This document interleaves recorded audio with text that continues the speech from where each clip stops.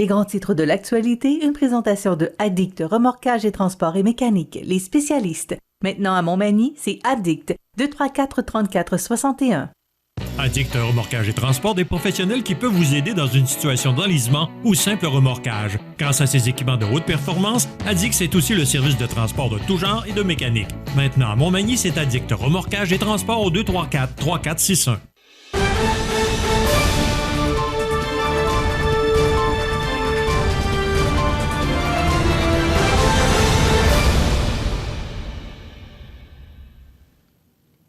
Les grands titres de l'actualité de ce vendredi 11 novembre, jour du souvenir. José Soucy, bon matin. Bon matin.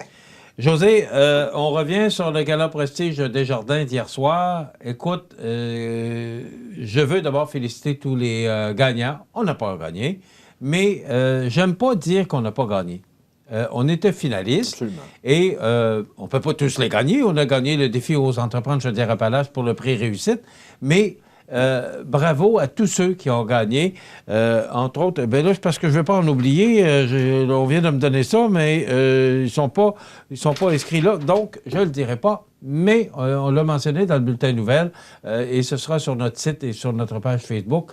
Mais bravo et félicitations d'abord à Alexandra Lemieux, Nicole Robert, Louise Soucy et la Société de développement économique. Et écoute, José, c'était vraiment digne de... C'était un gala. Bien organisé. C'était un gala, et on dit gala prestige, là. C'était prestigieux. C'était animé par Archie, là, Donald Baudry, qui est du 102.9, qui est maintenant directeur général de la microbrasserie Côte-du-Sud. Écoute, il y avait 244 personnes, c'était plein à craquer. Les gens étaient contents aussi, José. Ça fait 3 ans qu'on se voit plus, qu'on se rencontre plus, qu'on n'a plus l'occasion. Il y a ça aussi entre gens d'affaires, ouais. De se serrer la main, puis, tu sais, avant ça, on était là avec le coude, puis mais là, c'était vraiment, là, une belle rencontre de gens d'affaires. C'était vraiment, là, l'organisation était 10 sur 10. Redevenir des êtres humains, Michel, tout simplement. Excuse-moi? Redevenir des êtres humains. C'est ça qui a eu lieu hier. C'était comme avant. Les gens là, se côtoyaient, on se serrait la pince, on était contents de se voir. C'était ça en réalité qui est arrivé hier, là. Ben, avec le reste. Mais c'est ça, c'est pour ça que tu en parles aujourd'hui, parce que tu es réellement content du fait que tu es renoué avec des anciennes habitudes qui étaient les bonnes habitudes, c'est-à-dire de se serrer la main, comme je viens de dire. Très belle soirée. Ouais. Et puis, des gagnants. Entre autres, il y a eu un prix spécial du jury qui a été décerné à Coop IGA Extra avec Francis Rouleau, son directeur, puis le coup de cœur à Maniac Moto. Écoute, tout y était. Bravo et félicitations là, pour ce magnifique gala. D'ailleurs, on recevra Nicole Robert lundi, la directrice générale. Écoute, Alexandra Lemieux, la présidente, là, elle passait par les tables, offrait du vin aux tables. Cette femme-là a une personnalité vraiment attachante.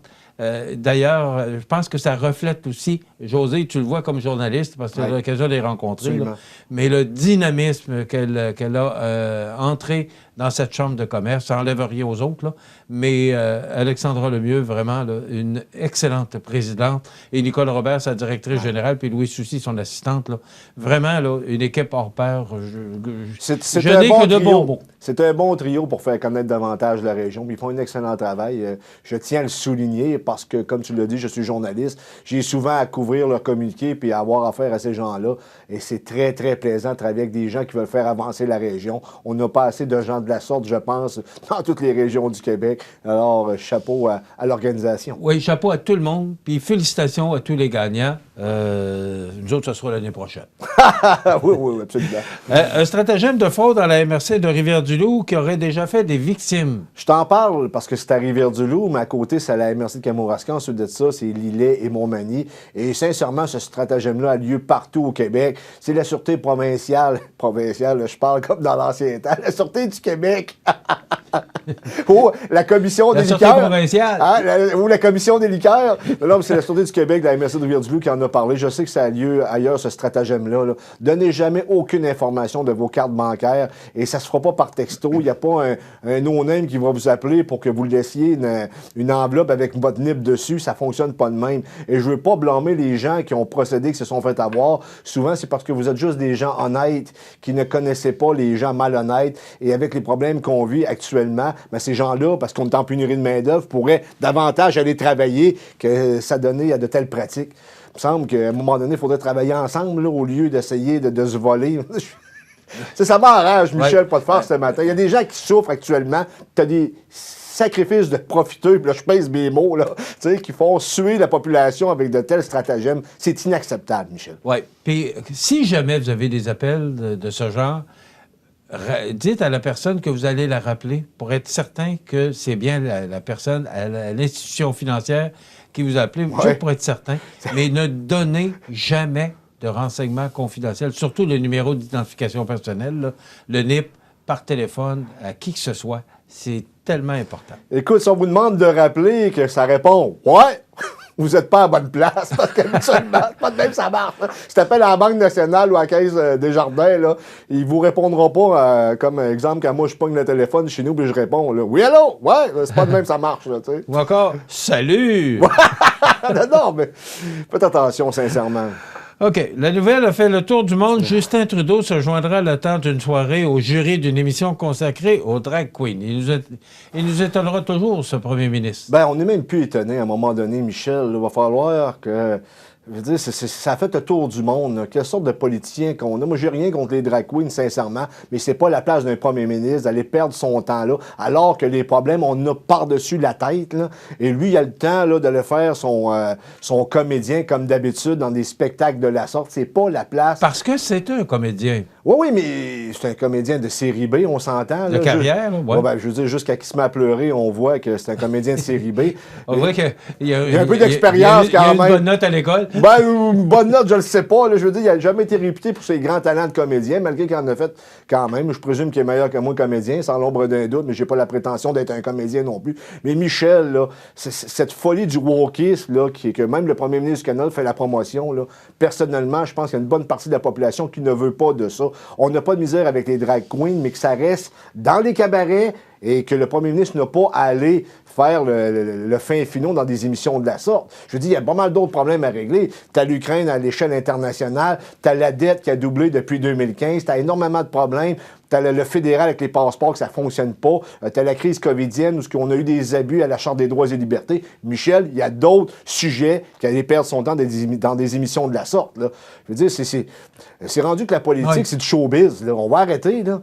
Je veux dire, c'est sérieux quand même. Oui, ça n'empêche pas qu'on puisse rire. Je veux dire, on avait Jean Charest à l'époque, aide-moi pas. C'est un gars qui avait énormément d'humour puis faisait rire les gens. Puis c'était correct comme ça. Je veux dire, il y en a d'autres aussi qui ont fait rire la population, mais là, on ne fait pas rire la population. On se fait rire de nous autres avec ce premier ministre-là à l'échelle internationale. Ça va faire à un moment donné. Excuse, c'était mon éditorial de ce matin, mais... Je pense que je suis un peu tanné de ce style de leadership-là, alors qu'il y a énormément de problèmes, beaucoup plus frappants. On peut également parler de la pénurie de main-d'œuvre aussi. Là. On peut en parler abondamment de tous les problèmes autres à régler que se focusser sur le wokisme et les drag queens. COP 27, Québec annoncera une aide aux pays les plus vulnérables. Oui. Québec annoncera une aide. Ben oui, on a de l'argent à n'en plus finir, juste ça nous sort par les oreilles. 2, le Québec est une province, n'a pas à faire de l'aide internationale tant aussi longtemps qu'on n'est pas un pays, mais puisque c'est la religion verte, il n'y a pas de problème, on ne sait pas c'est quoi le montant. Moi, on va sortir des millions pour les pays pauvres qui ne sont pas capables de faire face au changement climatique, qui n'ont pas les moyens pour faire face selon ce qu'ils disent. Et en plus, Benoît Charest, notre ministre, s'en va en Égypte en avion. Tu sais, je veux dire, tu les entends parler, on est à -1, là, où que la Terre va pratiquement exploser, qu'on n'aura plus rien. Mais si c'est vraiment le cas, ben reste chez vous, fais-les par Zoom, là, ton activité pour l'environnement. Il s'en va en avion en Égypte avec je ne sais pas combien de centaines de chefs d'État qui s'en vont là en avion également. Pour faire quoi en réalité? Pour nous dire de se serrer la ceinture et puis de marcher à pied puis d'arrêter les chars à essence alors qu'eux autres, à ce que je sache, les avions qui s'en vont là-bas, c'est pas des avions électriques. Là. Et je voyais Mme Pelosi qui s'adressait ce matin aux gens de COP 27, alors que c'est le président des États-Unis qui aurait dû être là. Écoute, il se gaspille de l'argent dans ce séminaire-là. C'est en Égypte en plus. Alors, mais là, le Québec va donner de l'argent dans les pays les plus vulnérables, alors qu'on a un travail à faire au niveau de l'environnement dans notre province, d'abord et avant tout. Et pourtant, José, cet argent-là devrait être donné pour que les entreprises puissent justement faire les efforts nécessaires pour diminuer les gaz à effet de serre. Absolument. Je veux dire, on n'est pas responsable de tous les pays sur la planète. Et c'est pas le rôle du Québec. On n'est pas un pays d'abord. Absolument. On est une province. Hey, vous connaissez tous pas les ambitions politiques, mais non, ma pensée politique, je suis énormément nationaliste, je m'en cache pas, mais on n'est pas un pays. C'est pas au Québec de jouer ce rôle-là, c'est au Canada. Et puis là, il y a beaucoup de sujets là-dedans, ça serait énormément discutable, mais quand même, on l'a vu hier avec l'exemple à la Ville de Québec, là, combien de millions d'eau souillée qu'on a envoyé dans le fleuve. Mais on aurait pu prendre cet argent-là puis peut-être trouver une solution à ça, au lieu de vouloir le donner pour bien paraître à l'échelle internationale, alors qu'on n'est pas un pays, bien entendu. 22 millions de litres.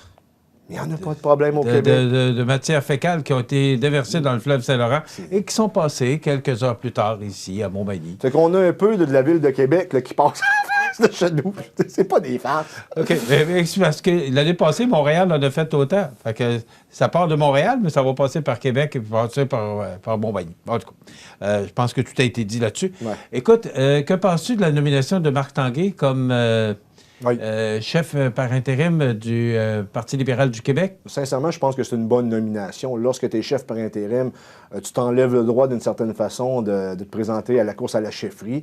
Mais d'après moi, Michel, c'est pas une course à la chefferie qui va faire monter les émotions au sein du Parti libéral. Il va falloir que le Parti libéral se redéfinisse parce qu'en l'absence d'un Parti québécois fort, le Parti libéral se cherche un peu une identité. À l'arrivée du Parti conservateur du Québec, quoique ça va pas très bien avec la frange des complotistes qui ont voté pour le Parti conservateur. On en a parlé un peu cette semaine. Marc Tanguay, oui, temporairement, je pense que c'est un bon... C'est un gars qui n'a pas la langue dans sa poche. Non, c'est un bon parlementaire, sincèrement. C'est un bon choix. Oui, aime ou aime pas, je veux dire, c'est encore dans les bons éléments que possède le Parti libéral du Québec. Je pense que ça va être un bon chef par intérim. Et je pense qu'il va il va se révéler d'une certaine façon. Il est expérimenté et Dieu sait qu'en politique, la relève n'est plus ou moins présente. Et lui, je pense qu'il a encore l'instinct du parlementaire. Je dis ça sous toute réserve, mais on va le voir œuvrer ultérieurement, mais je pense que c'est un bon choix temporaire. Mais José, il ne faut pas se surprendre qu'il y ait moins de candidats et candidates parce que, d'abord, le parti est en reconstruction, puis en profonde reconstruction. Donc, pas trop intéressant de reprendre ce parti-là. Pour le moment. Et aussi, quand on voit ce qui s'est passé pour Mme Andelade, là, est-ce que tu penses que les jeunes ont le goût de s'investir en politique avec tout ce qui se passe? Parce que c'est difficile, la politique. Oui, mais Michel, je suis d'accord, mais moi, je ne suis pas de ceux qui prennent en pitié Dominique Anglade. Elle a fait des choix politiques.